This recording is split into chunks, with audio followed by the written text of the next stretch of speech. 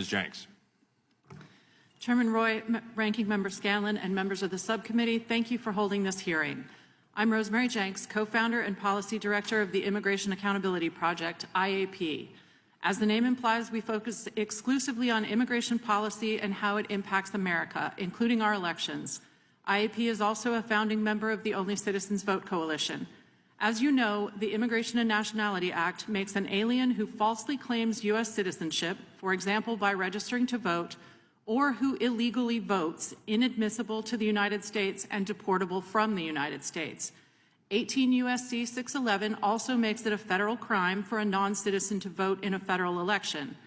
Based on data from the Census Bureau and the Department of Homeland Security, we estimate that there are currently around 30 million non-citizens residing in the United States. The open borders policies of the Biden-Harris administration have added at least 7.5 million of these non-citizens on top of regular legal immigration in just the last almost 4 years. Obviously, this massive population of non-citizens would have no impact whatsoever on our elections if they were securely prevented from voting. However, the requirements of the 1993 Voter Registration Act, or Motor Voter Law, and the 2002 Help America Vote Act make it virtually impossible to prevent non-citizens from registering to vote either accidentally or intentionally. Neither a driver's license nor a social security number provides proof of U.S. citizenship.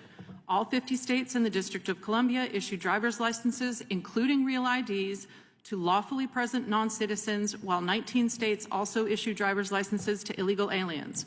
Moreover, every alien who is authorized to work in the United States is eligible for an SSN. The Biden-Harris administration has been handing out work authorization documents like candy to inadmissible aliens, with SSN issuances following close behind. So we have federal voter laws that do not require proof of citizenship to register to vote, combined with a massive population of non-citizens with valid driver's licenses and SSNs.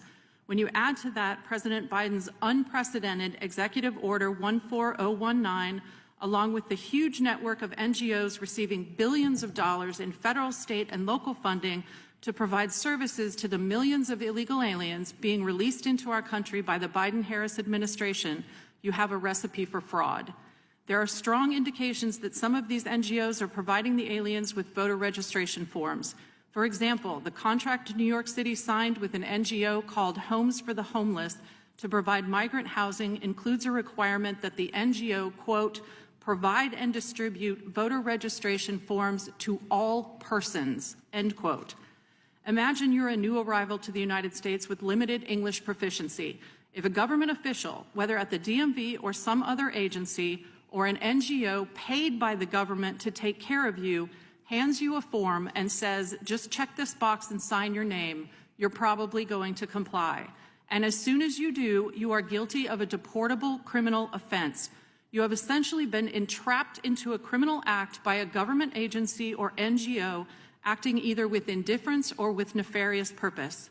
Do we at IAP believe that millions of non-citizens are going to show up at polling locations to vote in November? No, but some surely will. The problem is that once a non-citizen's name is on the voter roll, that name can be attached to a ballot and voted.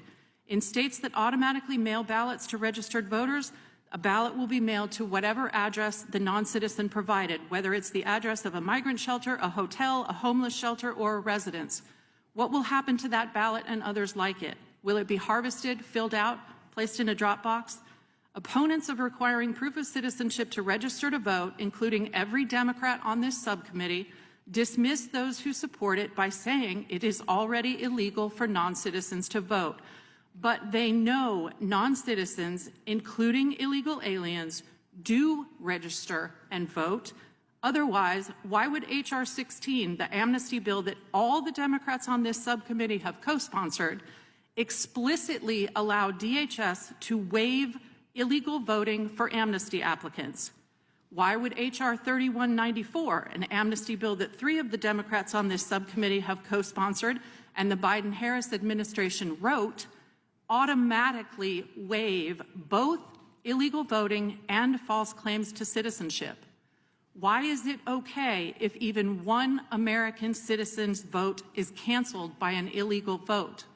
What if it's your vote? It's time to pass the SAVE Act. Thank you. Thank you, Ms. Jenks. Ms. Mitchell.